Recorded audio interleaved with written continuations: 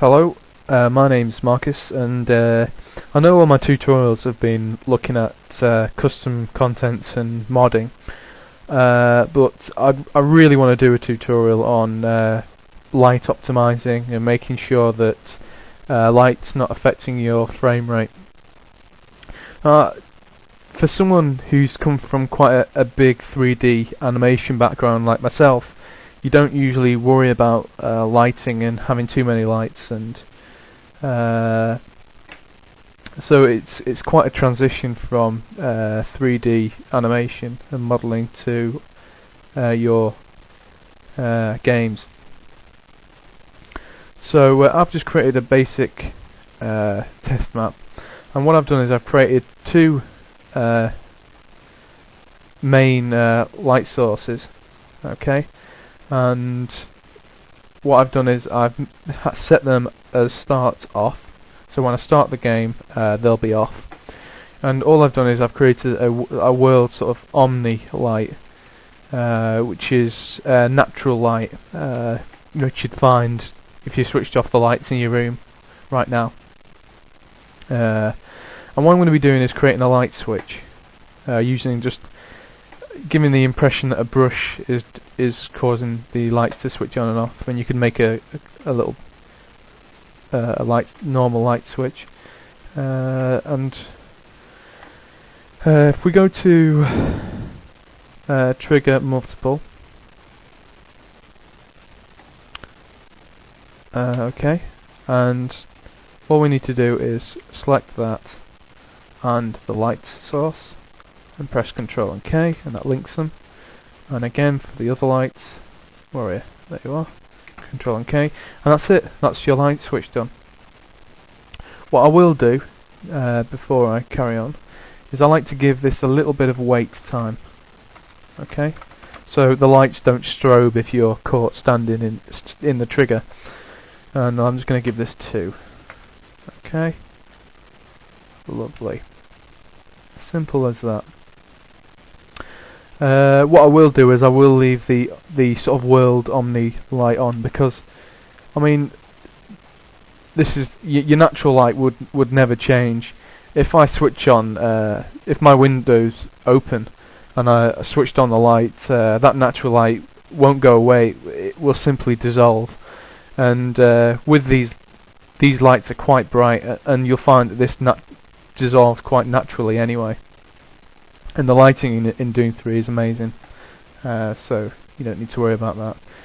If you had a room with lots of lights, then you might have this omni light switch off, just to help frame rate. But at the moment, this is enough. There's enough lights to keep it running fine. Okay, what I'm going to do now is save and run a BSP. F2 and map junk. Now you'll find people will say that you should limit your lights and don't have too many lights shining on one surface, and because this can slow down frame rate, and it can to a certain extent, but you should never worry about it really. I mean, there's certain limits that you should reach, and you should know those limits, and this is what this tutorial is going to be about: knowing those limits and being able to stay within them. So, if I'll just walk into this trigger, the lights come on. There we go, beautiful. Switching on, off, and there we are. Now, I'm just going to show you to a command which will help visualize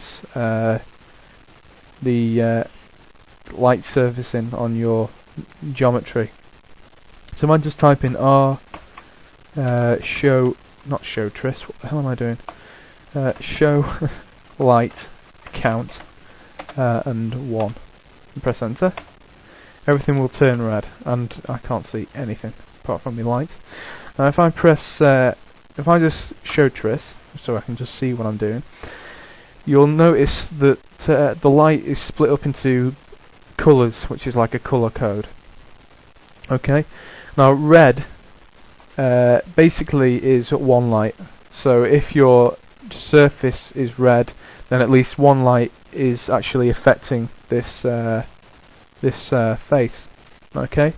If it's green, then there's two lights, at least two lights touching this surface, and blue is 3, and light blue 4, pink 5. Now, black is, if we go over here, there's black, which means there's no light shining on these surfaces. Okay, and red is superb, and in an ideal world everything would be red, but you'll find that everything looks a bit crappy if it's red. And you're going to be using a lot more lights than just one, or or just 2 or whatever. So you will have spots of blue and green, and these are fine. Don't worry about spots of green and blue. And I wouldn't particularly worry about spots of light blue and even pink, which is pretty extreme.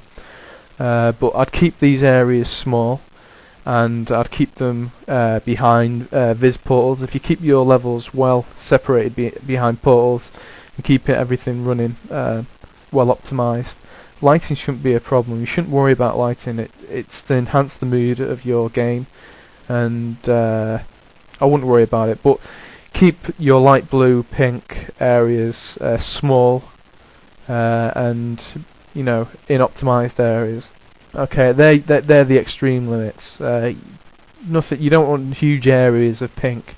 And if I switch on the light, you'll instantly see I have got blue here, which means there's 3 lights shining on this, which would be the 2 spotlight, the 2 light sources, and my world, my natural light, my world omni light.